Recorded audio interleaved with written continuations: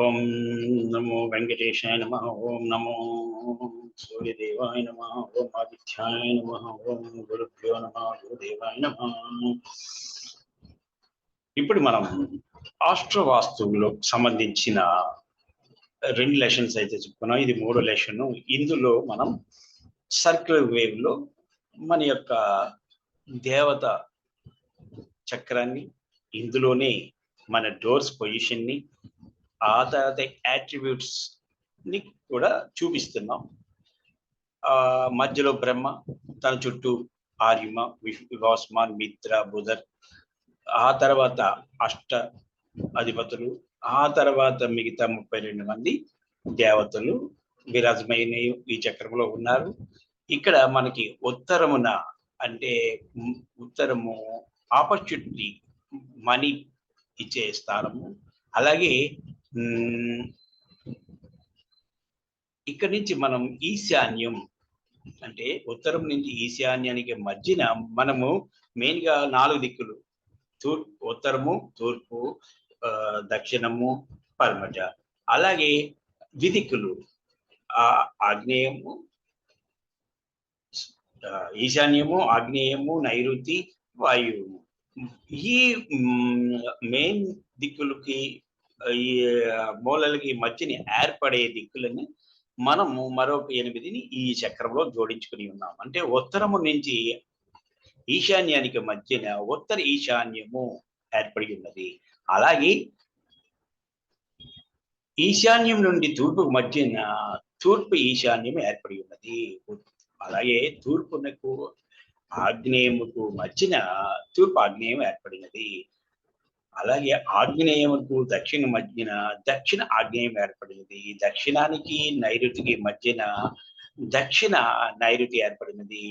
నైరుతికి పరమటికి మధ్యన పరమట నైరుతి ఏర్పడినది.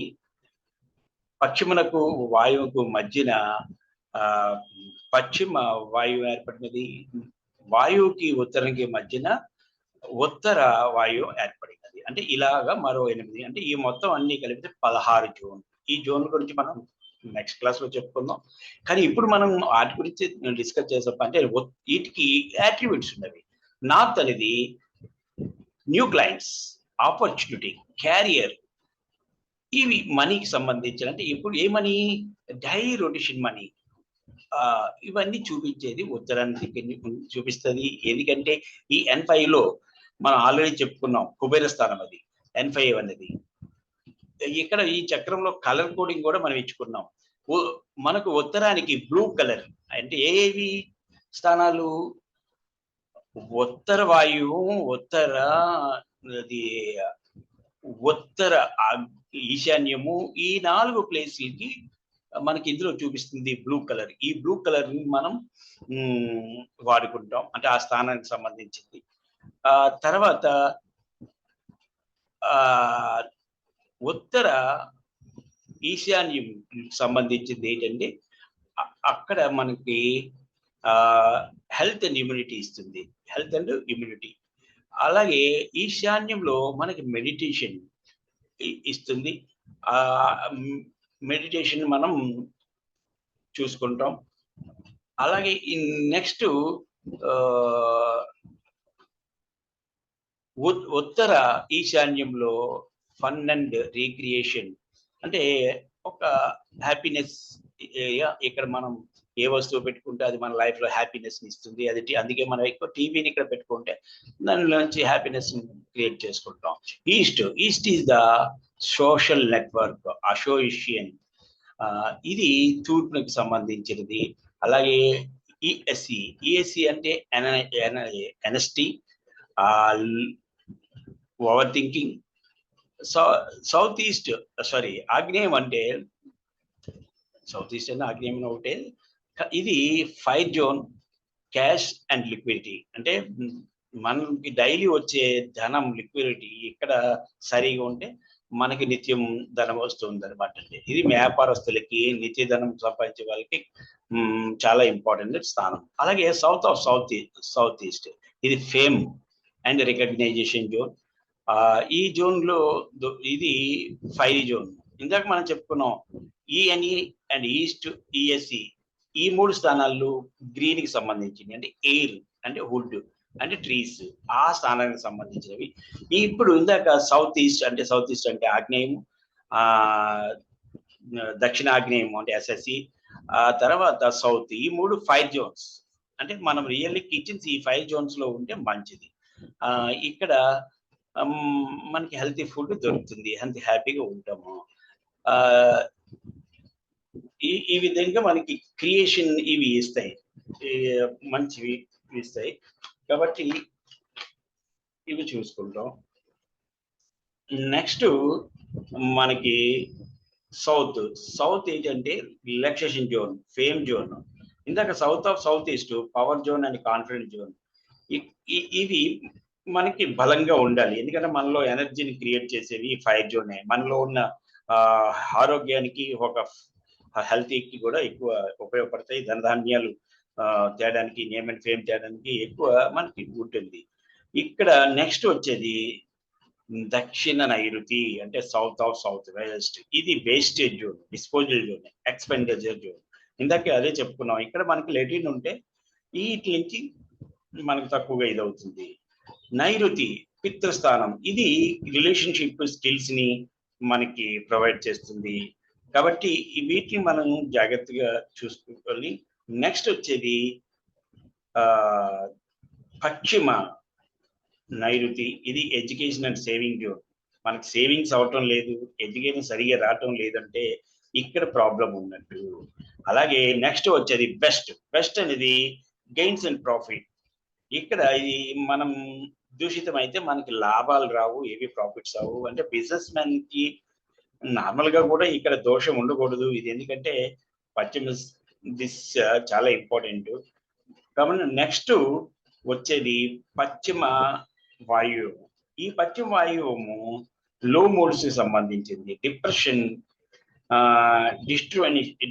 డిసాస్ట్రేట్ అంటే లో మూడ్స్ కి, డిప్రెషన్ కి లోనయ్యే స్థానం ఇది. ఇక్కడ ఒక 10 minutes ఉంటే రిలీఫ్ వస్తుంది, కానీ ఎక్కువ సమయం అక్కడే ఉండి అక్కడ బెడ్ ఏర్పడుతుంటే ఆ వ్యక్తి డిప్రెషన్ లోకి వెళ్ళి లో మూడ్స్ లోకి వస్తారు. అది ఇక్కడ ఉన్న తత్వం. నెక్స్ట్ వాయువు, ఇది వెరీ ఇంపార్టెంట్ జోన్. ఇది మనకి సపోర్టింగ్ జోన్. ఇతరుల నుంచి మనకి ఎటువంటి లాభం కావాలి, గవర్నమెంట్ నుంచి లాభం కావాలా, బ్యాంకింగ్ నుంచి లాభం కావాలా, అంటే సపోర్ట్ కావాలా, మన ఫ్యామిలీ నుంచి సపోర్ట్ కావాలి, ఎవరి నుంచి సపోర్ట్ కావాలనేది ఈ వాయువు నుంచే వస్తుంది. అలాగే మనకి నెక్స్ట్ ఉత్తర వాయువు అంటే నార్త్ వెస్ట్. ఇది ఫ్యామిలీ బాండింగ్, అంటే సెక్స్ అట్రాక్షన్, న్యూ ప్రొడక్ట్స్ ని ఇక్కడ డిస్ప్లే చేయడానికి, ఇవన్నిటికి ఉపయోగపడుతుంది. నెక్స్ట్ వచ్చేది మళ్ళీ సేమ్ ఉత్తరమే, అంటే మనీ, ఆపర్చునిటీ, ఆర్డర్స్, ఇవన్నీ ఉత్తరానికి సంబంధించినవి. అంటే ఇక్కడ ఒక్కొక్క జోను మనకు టోటల్ 320 జోన్లు కాబట్టి వాటిని 32 చేత భాగిస్తే 16 చేత భాగిస్తే 22/5 డిగ్రీస్ వస్తుంది. అదే 32 చేత భాగిస్తే 11.25 డిగ్రీస్ వస్తుంది. ఇందులో మనకి 32 మంది దేవతాస్, 12 మంది అసురులు ఉన్నారు. ఈ జోన్స్ ప్రకారంగా మనం ప్రతిదీ చేసుకొని వాస్తు కరెక్షన్ కానీ, సొల్యూషన్ కానీ, వితౌట్ ఎనీ డెమాన్స్ట్రేషన్, అంటే ఎటువంటి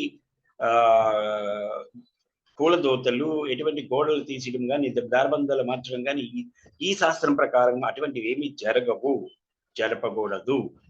ఆ దోషాన్ని ఇక్కడ మనం చూపిస్తున్న ఈ చక్రంలో చూపిస్తున్న కలర్స్ ద్వారా, లేదా ఈ చూడండి మనము ప్రతి ద్వారబానికి E1, E2, E3, E4, E5, E6, E7, E8 ఇలాగా S1, S2, S3, S4, S8, అలాగే W1, W2, W3, W4, W5, W7, W8, N1, N3.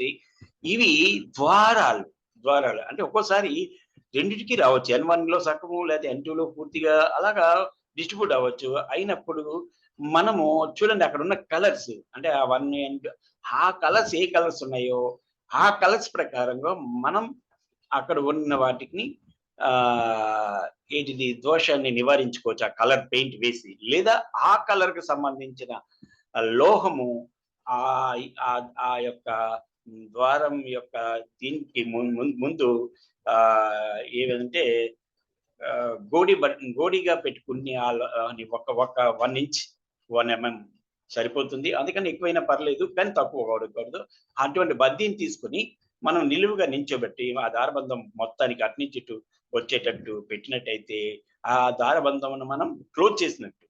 అదే విధంగా ఎక్కడైతే దారబంధం ఓపెన్ చేయాలనుకుంటున్నామో అక్కడ ఒక పెద్ద హోల్ వేసి అక్కడ యొక్క రౌండ్ మెటల్‌ని దాంట్లో దించి కొద్దిగా బయటికెళ్ళేటట్టు ఇటు ఉంచినట్టయితే అక్కడ మనం వర్చువల్ ఎంట్రీ ఓపెన్ చేసినట్టు. ఈ విధంగా వర్చువల్ ఎంట్రీ ఓపెన్ చేసుకొని మనకు లేని దర్వాజాని క్రియేట్ చేసుకొని ఉన్నట్టు మనము మన ఇంటికి వాస్తు ప్రొటెక్షన్‌కి మనం బలం చేకూర్చుకుంటాం. అంటే అది ఇక్కడ మనం వాడుకునేది. అంటే ఈ ఔటర్స్‌ని ఇచ్చిన కలర్స్ ఆ యొక్క జోన్ యొక్క కలర్స్ ఆ మధ్యని ఎండ్ టు ఎంట్రీ అలా ఇచ్చినవి ఆ యొక్క ద్వారబంధానికి యొక్క ఏంటంటారు దోషాన్ని అంటే బంధించడానికి ఇచ్చే కలర్స్ లేదా మెటల్స్ అవి. కాబట్టి ఆ విధంగా ఈ చక్రాన్ని మనం దగ్గర ఉండుకొని వాడుకుంటాం. దీని మీద కంపాస్ పెడితే మనకి అన్ని డిగ్రీస్‌లు చూపిస్తది. ఎంత డిగ్రీస్. ఈ N5, N4కి మధ్యలో 0 డిగ్రీ. అక్కడి నుంచి ఒక్కొక్కటి 11, 11.5 అలా కలుపుకుంటూ వెళ్తే మీకు లాస్ట్‌కి మళ్ళీ తిరిగి అక్కడికి అది వస్తుంది ఆ చక్రము. కాబట్టి ఈ చక్రం ద్వారా మనం చాలా లబ్ధి పొందొచ్చు. ఇది మాక్సిమమ్ విశ్వకర్మ ప్రణాళిక ద్వారా కుల్దీప్ బన్సల్ గారు ఇది రూపకల్పన చేశారు. దీన్ని చాలా హై ప్రొఫైల్ గా వాడుకుంటున్నారు. మనము వాడుకొని మన ఇంట్లో దోషాలను మనం నివారించుకోవచ్చు. ఎందుకంటే ఈ దోషాలు ఎలాగుంటాయంటే మన జాతక చక్రం పరంగానే మనకి జరిగే దశాంతర్దశాలకు కోఇన్సిడెంట్ గానే మీ ఇంట్లో యొక్క వస్తువులను అమరికలను దోషాలను క్రియేట్ చేసుకుని ఉంటారు. మంచి దశ నడిస్తే మంచిగా ఉంటుంది. చెడు దశ నడిచినప్పుడు మీ యొక్క అట్రిబ్యూట్స్ అంటే మీ యొక్క ఆర్టికల్స్ దానికి తగ్గట్టుగా అరేంజ్ చేసుకొని మీరు దోషాలను క్రియేట్ చేసుకుంటారు. ఇది ఈ చక్రం యొక్క ముఖ్య ఉద్దేశం. కాబట్టి ఈ చక్రము ఆస్ట్రో వాస్తువులో చాలా బాగా ఉపయోగపడుతుంది. మనకి అన్ని విధాల మనం వాడుకోవచ్చు. కాబట్టి ఈ చాప్టర్‌ని నేను థర్డ్ చాప్టర్‌ని ఇంతటితో ముగిస్తున్నాను. నెక్స్ట్ దీంట్లో ఇది ప్లానెట్స్ ఈ గ్రహాలకి ఈ దేవతలకి ఎవరు అసురులు, ఎవరు దేవతలు, వాళ్ళకి ఏ ప్లానెట్‌తో అంటే రిలేషన్‌షిప్ ఉంది అన్నది మనం చెప్పుకోవచ్చు. కాబట్టి నెక్స్ట్ లెసన్ మళ్ళీ మనం చెప్పుకునే దాకా ఈ లెసన్ ఇంతటితో ముగిస్తున్నాను. జై హింద్.